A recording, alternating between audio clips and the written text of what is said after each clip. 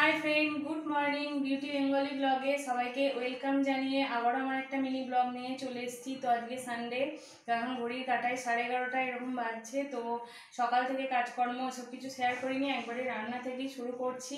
তো দেখো এখন শিলনোড়াতে বাড়ছি মশলা, অন্যদিন মানে সব রান্না হয়ে যায় তারপরে তোমাদের দেখাই।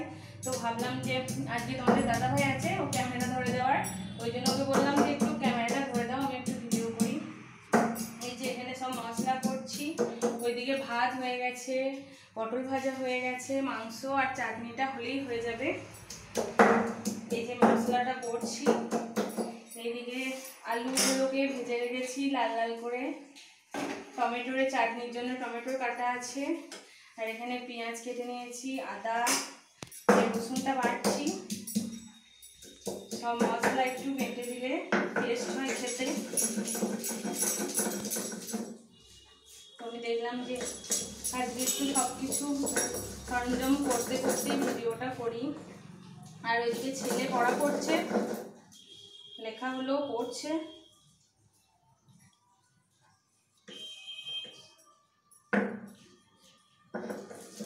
তো তোমরা সবাই কেমন আছো?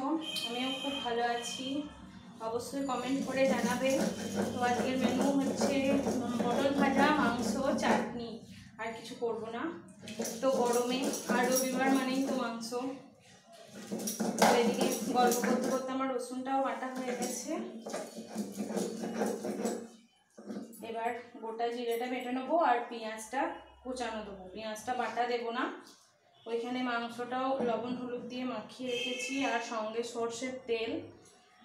আগে মশলা করে দিতাম, বেটে দিতাম মাখিয়ে, এখন এমনি কড়াইয়ের মধ্যে কষিয়ে তারপরে এবার জিরেটা বেটে নেবো। সকাল সকাল সব কিছু কাজকর্ম সেরে চান পুজো টিফিন খাওয়া সব কিছু কমপ্লিট হয়ে গেছে। এখন এবার রান্না করছি। জিরেটা নিয়ে নিই,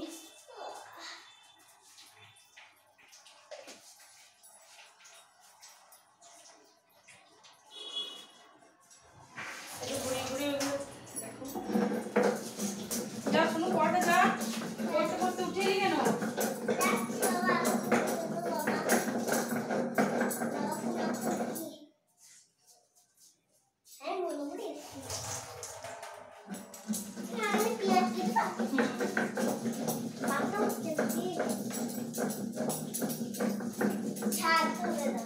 আজকে লঙ্কা গুঁড়ো দেবো, লঙ্কা বাটবো না, কারণ লঙ্কা বাটলে প্রচণ্ড হাত জ্বলে। তো ওই জন্য লঙ্কা গুঁড়ো দেবো। জিরেটা বেটে নিই। এবার মাংসটা কষে রান্না করে চাটনিটা করে নিলেই হয়ে যাবে। ছেলেকে চান করিয়ে দেবো। তো আমি রান্না করি। ভিডিওটা যদি ভালো লাগে লাইক কমেন্ট শেয়ার, চ্যানেলটা অবশ্যই সাবস্ক্রাইব করে দিও। দেখা হচ্ছে নেক্সট ভিডিও। টাটা।